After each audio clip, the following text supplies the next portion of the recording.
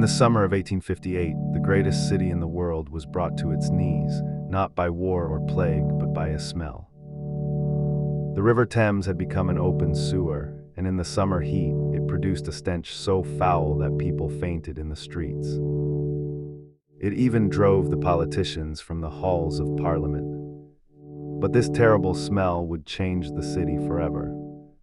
This is the great stink of London. Welcome to Curio Hour, where we uncover the strange, the unsolved, and the unforgettable. Today's story: the great stink of London. Our story takes place in London in the year 1858. At the time, London was the largest and most powerful city in the world, the heart of a vast empire. It was a city booming with industry and people. In just a few decades, its population had exploded to well over 2 million, and it was still growing fast. But this explosive growth had created a terrible problem, one that the city was utterly unprepared for: the problem of human waste. London's sewage system was hopelessly outdated. It relied on hundreds of thousands of cesspools, simple pits dug beneath or beside homes to collect waste. These cesspools constantly overflowed, leaking into the ground and the streets. The city was, quite literally, drowning in its own filth. To make matters worse, a new invention had become popular: the flushing toilet. It was a marvel of convenience, but it created enormous volumes of liquid waste. All that water had to go somewhere, and increasingly the overflowing waste was directed into the old drains, which had been built only to carry away rainwater.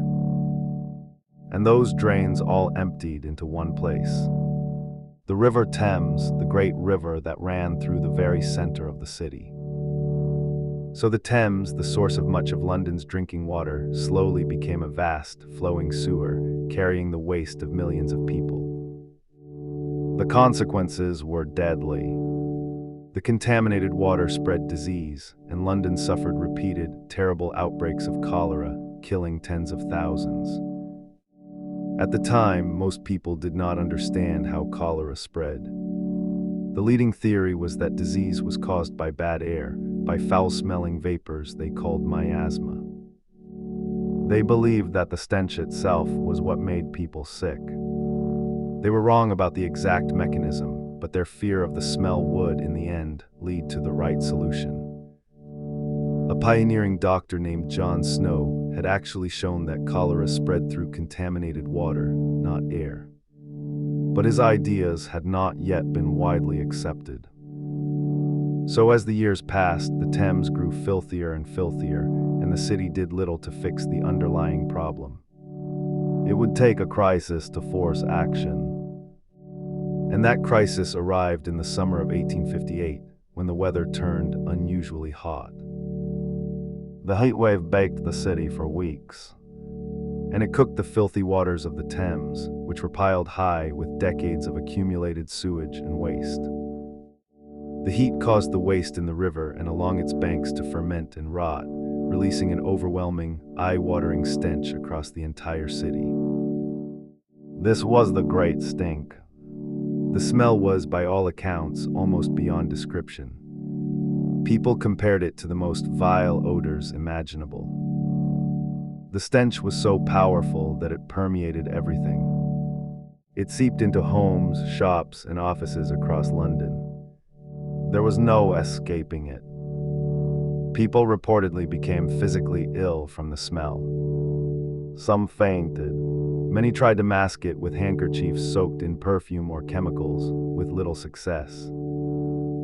River traffic was affected, and those who lived and worked near the water suffered terribly. The city's daily life was thrown into chaos by the unbearable air. It seemed that all of London was being slowly suffocated by the consequences of its own neglect. But the stench was about to reach a very important set of nostrils. Because right on the bank of the Thames stood one of the most important buildings in the country.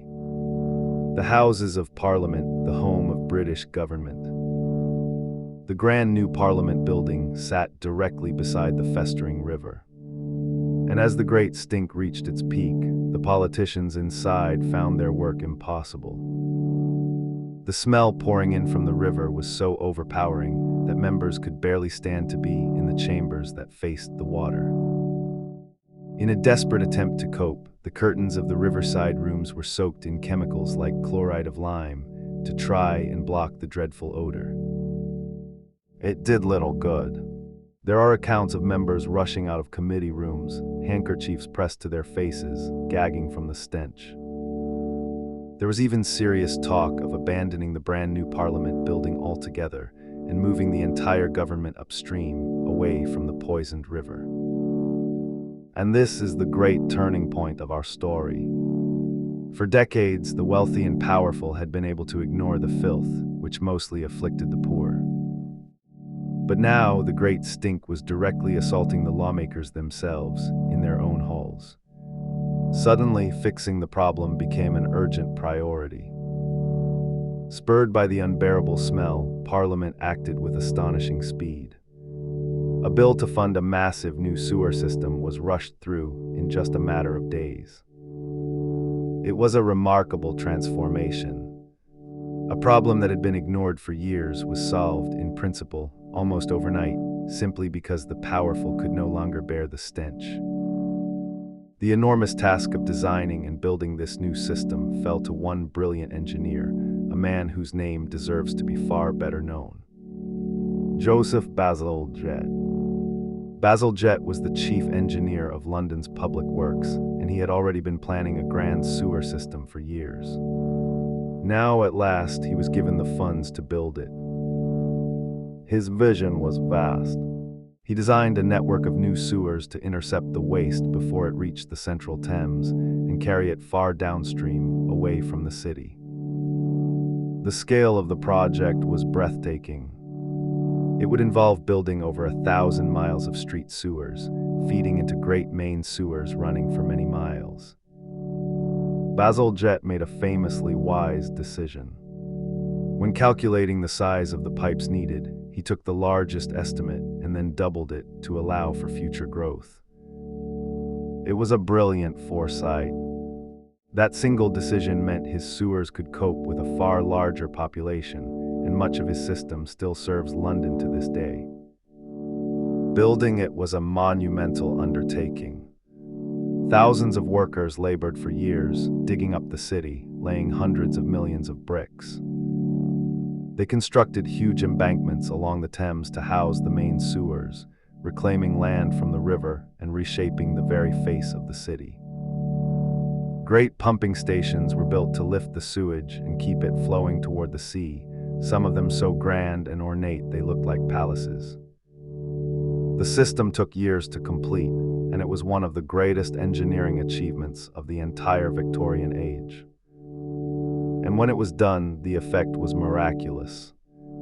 The Thames slowly began to clean itself. The terrible stench faded away.